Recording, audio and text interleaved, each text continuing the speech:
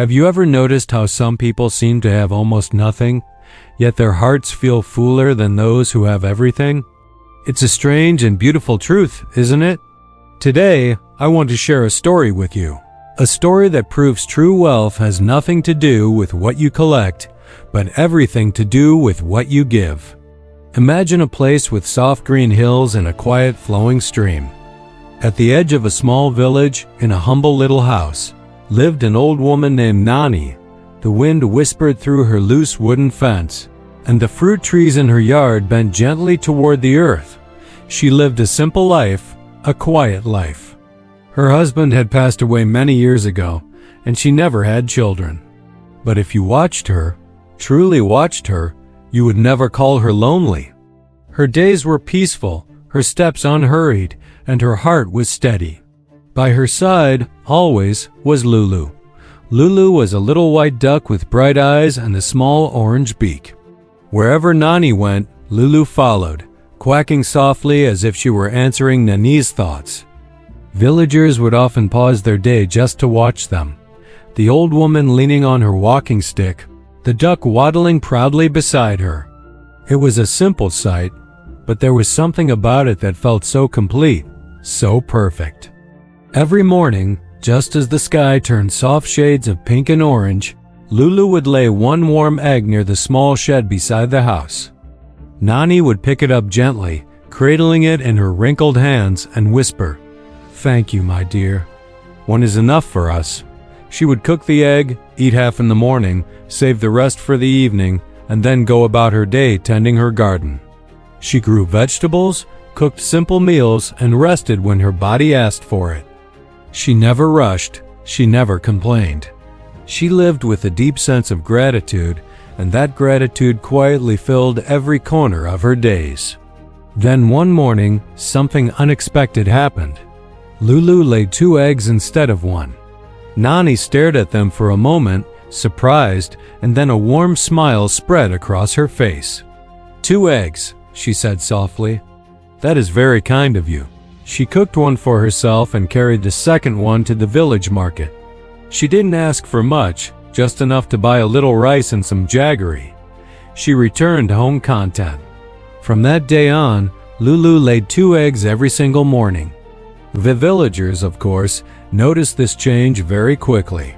"You should sell both eggs, Nani," one of them said. "Think of the money you could make."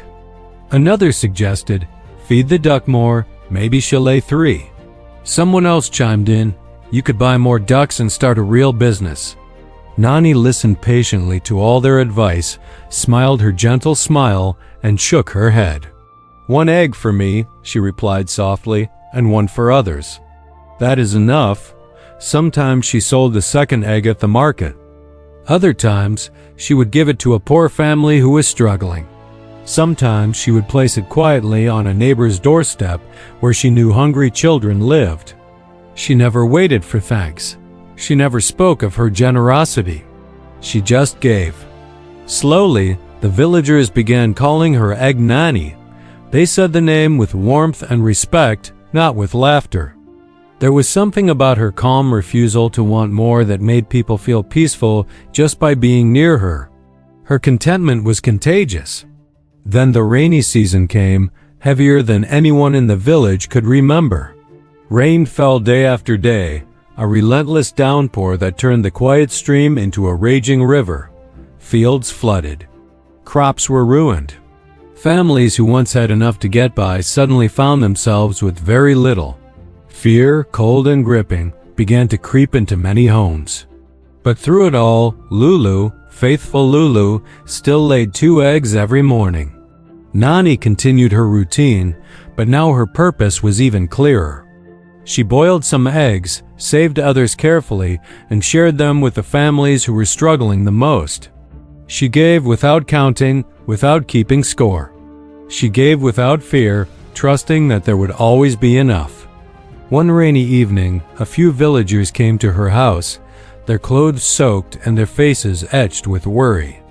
"Nani," one of them asked, his voice heavy, "why didn't you sell more eggs when you could? Why didn't you try to earn more while times were good? You could have been prepared for this." Nani looked at them with her kind, knowing eyes. Her voice was calm, steady, and sure, a beacon in the stormy night. Because happiness does not come from taking more and more, she said. It comes from being thankful for what we have and sharing when others need help. I kept what I needed. The rest was never meant to be mine alone. As she finished speaking, Lulu gave a soft quack and settled near Nani's feet as if to say, she's right. And in that quiet, simple moment, something shifted inside the villagers. They finally understood. While many of them had spent their lives chasing security, Nani had simply lived it. While they had stored things out of fear, she had shared from a place of trust. While the world whispered more, Nani's heart had gently replied, enough. This story of Egg Nani is a beautiful reminder of a lesson our modern world often forgets. True happiness isn't found in collecting possessions or chasing wealth. It's found in the quiet gratitude for what we already have. It's found in the simple, powerful choice to be kind, to share, to lift others up. When we help others, our own hearts become full, and that fullness, that deep, unshakable contentment, is the only wealth that truly matters. What we have is a gift. What we share is our legacy. Thank you for listening.